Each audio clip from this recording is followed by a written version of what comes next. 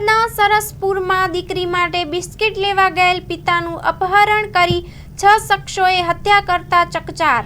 અમદાવાદના સરસપુરમાં કેવલ ચોક કાચા છાપરા ખાતે રહેતા ઉમંગભાઈ શૈલેષભાઈ દંતાણી ઉંમર 24 છે।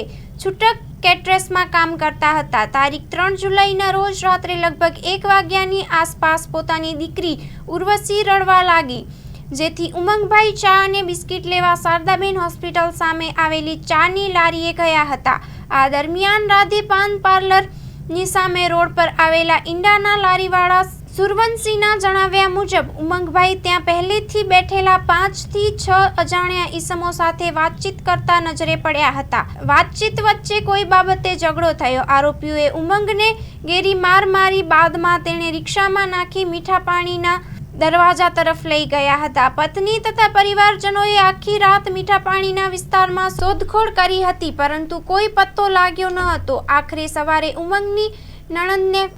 સવારે ફોન ઉપર જાણ થઈ કે ઉમંગની લાશ વોરાના રોજાના રાજગેટ નજીક પાણીની પરબ પાસે પડી છે।